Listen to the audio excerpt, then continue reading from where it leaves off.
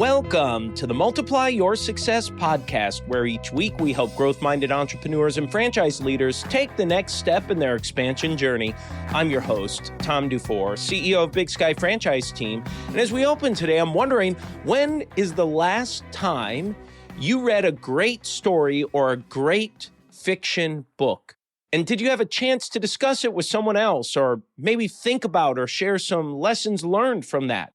And if it's been a while, or you can't recall the last time, then this episode is for you. Our guest today is Melanie Bell, who shares with us how reading fiction can actually help you become a better leader. Now, Melanie is the founder of Leaders Who Fiction, an online book club and community that offers a unique way for people to acquire and develop leadership qualities through reading and discussing novels. On this fast-growing platform, leaders meet on the last Wednesday of each month for intellectual, business-oriented conversations centered around a selected novel. Melanie is also the co-founder of Strategic Peace, where she works with C-suite executives at growth-stage companies to deliver exceptional revenue growth by bringing together their marketing, sales, and service teams around an information-driven customer experience built on a HubSpot platform. You're going to love this interview with Melanie, and I just missed her most recent book club meeting here earlier last week, but I'm looking forward to joining the next one, and you're going to really, really enjoy this. So let's go ahead and jump right into it.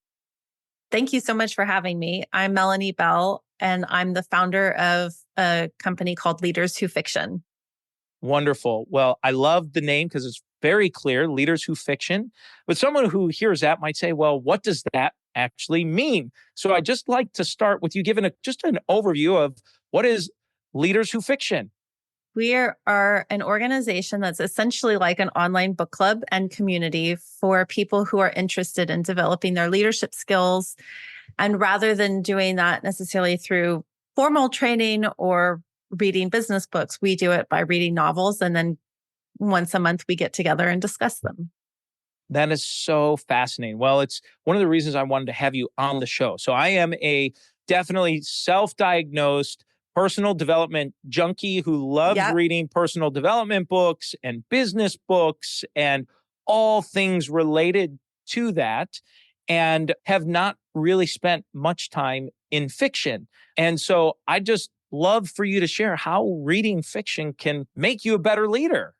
There are a lot of ways, and I don't want to just totally knock business books and personal development books because they absolutely have a place. And I think it's the combination that really makes people successful with it.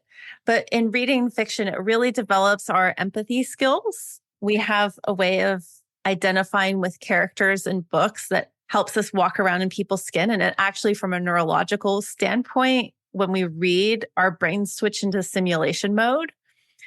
And so, it's as close to being another person as you can get. And so in terms of developing empathy, communication skills, identifying with other people, figuring out as you read, what motivates certain characters, it's all stuff that as leaders that we have to be figuring out too.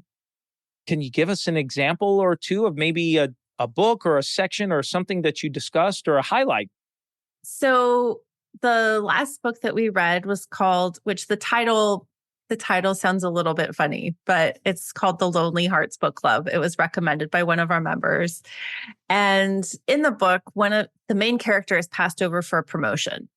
And so one of the things that we dug into was, why did she get passed over for that promotion? But also, what was the responsibility of her boss in terms of mentoring her? Did her boss kind of fail her in not preparing her for that promotion? And so what was her boss's role in getting her ready for that promotion and kind of failing her in the fact that she didn't prepare her well enough for it? For the people who attended that session, what were some of the discussion about how the boss maybe failed the employee in that situation and not having her prepared for that?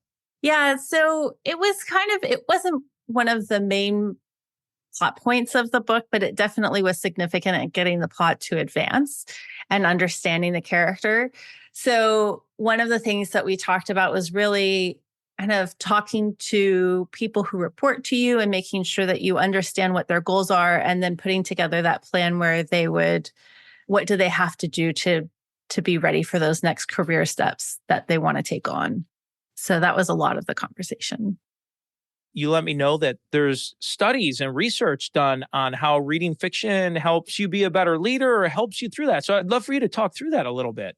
Sure. So it's been a topic. It's been covered by Harvard Business Review. It's been talked about in Forbes. There have been some university and academic studies done on this as well, just in terms of what are the benefits that we actually do get from reading fiction, including one of the most interesting things to me is that it's one of the most effective forms of stress relief that there is out there, and that even reading for a short period of time is really effective at lowering our stress levels. It's actually more effective than even going for a walk, which is one of the most, I think that's what I hear all the time. It's like, oh, if you're feeling stressed, go for a walk.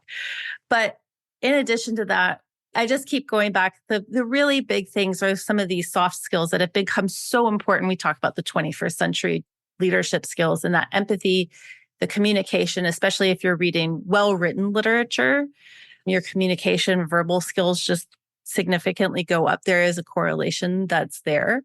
And I think those are kind of the main kind of points that the research will hit on as those soft skills, the communication and the empathy.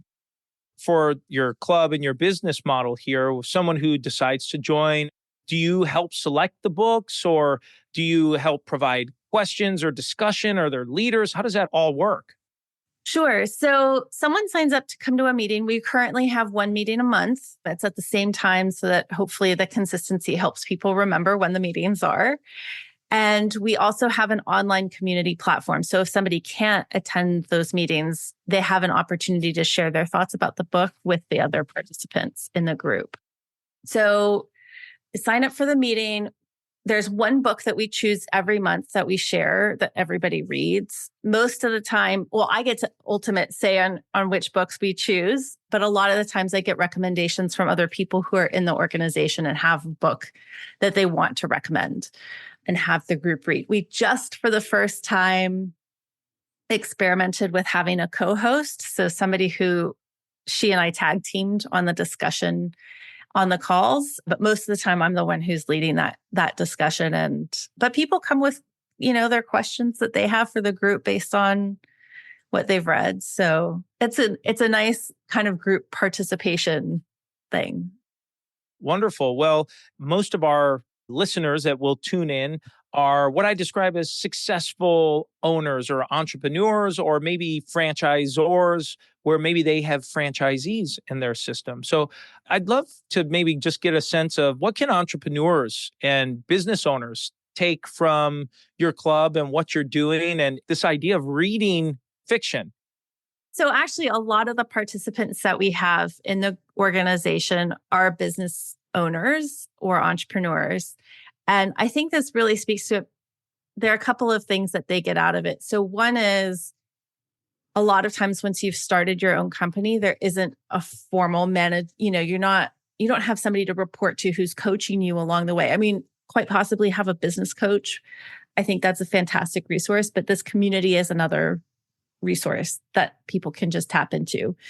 I think it's been interesting. Some people have been quite candid in sharing some of their obstacles that they're facing. And I think just getting that community input on it has been really important. And so it's just providing another tool, another resource that they have available. And so I think that feeling of isolation when you're really the boss goes down a little bit, even if it's just for 1 hour a month. That can sometimes be what people need.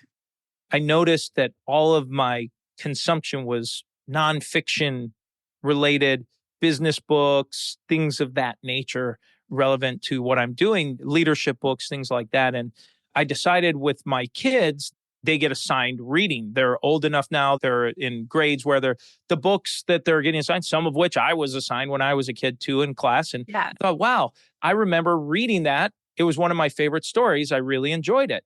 And so I started trying to read along with them and doing it. It's interesting you mentioned about the stress idea because it was definitely a moment where the stress levels went way down. I was very engaged in the story and listening to it for audio or reading. If I'm reading a hardcover book, I echo the sentiment here to what you're saying. I really saw that impact in my own life and what I'm doing here. Nice. It's really interesting. Yeah. Yeah, that's cool. And it's cool when you read them with your kids, when you read books along with other people, whether that's kids or coworkers.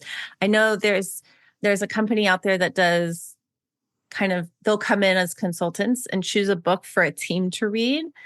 And so just internally, they'll start having book clubs. And they found that it's really good for internal team dynamics because if there's tension or a problem on the team, people find it easier to talk about when they're talking about a third party character and not, oh, so and so, is driving me nuts about this or that and that kind of thing. So you can almost use the story to say, remember in the story for the book or whatever, character, ABC, when this happened, they might be able to draw a cross reference to, hey, this Exactly. person at the company drives me crazy the same way that the character was. What can we do about it? Exactly. Right. Exactly. And it's one of those where it's like it's just providing another kind of shared experience, shared language for people Yeah. to talk around. I love the work you're doing. I think it's wonderful, just fantastic. Well, we always make a transition in the interview and we ask every guest the same 4 questions before they go. And the first question we ask is, have you had a miss or two in your career and journey and something you learned from it? Anybody that's worked longer than maybe a week or two, I've definitely had my misses. I think for me, and this is kind of one of the seeds of germination for me in terms of coming up with Leaders Who Fiction, I had a really hard time the first time I stepped into a management role. It was with a smaller company, so the training and support was more informal, and I had no idea what I was doing. Did a lot of things that I would not do now, knowing kind of 2020 hindsight. And I remember feeling very alone with those struggles. And so I think one of the misses for me was kind of missing the fact that that's a normal transition to go through and seeking out certain resources and people who could have really coached me in a more formal process along the way. So that's definitely one miss. Also, I've run my own marketing company for almost 10 years. So that's my quote unquote day job.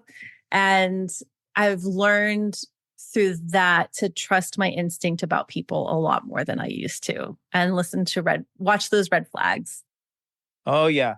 I can definitely relate to both of those for sure. I relate very much so to those. Let's talk about the other side. Let's talk about a highlight or a win or two. A highlight for me recently, we had our largest gathering, our largest attendance number of people from Leaders Who Fiction recently. We've been around for 3 years and actually seeing a quite full Zoom room was just awesome to see that and hopefully see it resonate with people and make a difference. I know I'm interested in checking this out and coming on and doing at least a book or two. I've got a book goal for the year, so it can be hard to stay motivated sometimes. So this is a Yes. perfect opportunity to Nice. join up and make sure I'm checking those boxes for books read and then also thinking about those books, not just checking the box, but processing the information that's coming Yeah. through. The next question we ask every guest is, have you used a multiplier to grow yourself personally or professionally or any of the businesses you've been involved with? Sure. So for me, having a business coach and a leadership development coach has been completely like life changing. Having an outlet of somebody to talk through these problems with, and not where I'm just kind of asking for help and getting kind of that extra bonus time that nobody really has, but knowing on a regular cadence that I have somebody who I'm checking in with, who's holding me accountable, who is a sounding board I really think that that's been a phenomenal shift for me. Wonderful. And the final question we ask every guest is, what does success mean to you? So to me, success is getting to do whatever I choose to do in the day. It is absolutely that freedom of, I really enjoy working. So it's not like, oh, I just want to lay around and eat bonbons all day. but it's that I get to set my calendar. I get to set the priorities, which I think probably resonates with a lot of your business owner, entrepreneur listeners out there. Absolutely. Absolutely. Well, Melanie, as we bring this to a close, is there anything you're hoping to share or get across that you haven't had a chance to yet? No, I love for people to come check out a meeting of Leaders Who Fiction. Right now, I'm building this up. So it's free to participate. And there's no like, oh, once you start coming, you have to come to every meeting. So if people want to just check it out, make sure it's not like a high school English class, which it's not. You're welcome to do that. Wonderful. Well, where do they go? How do they join up or get involved then? Sure. So the best place to go is the website, which is just leaderswhofiction.com. I put up the next 3 books that are coming up that we're reading. So that way, if people feel like they're a slow reader, you've got ample time. You don't have to just jump right in and read a book, 1 book in the next week or something like that. But that's got all the meeting times and how to register on there. Melanie, thank you so much for a fantastic interview. And let's go ahead and jump into today's 3 key takeaways. So takeaway number 1 is when she described that fiction develops empathy skills. And she said, I found this really interesting that when we read, our brains get as close to being another person as you can get, and specifically when we read fiction. Takeaway number 2, she said some of the benefits of studying fiction is that it's one of the most effective forms of stress release, and that it also helps with communication skills. Takeaway number 3 is when she talked about some of the benefits from her book club and getting together to discuss the fiction story or the book that had been read. And she said the club can act as another business coach. It provides community. It only takes an hour, and it's great to discuss this with other people. And now it's time for today's win-win.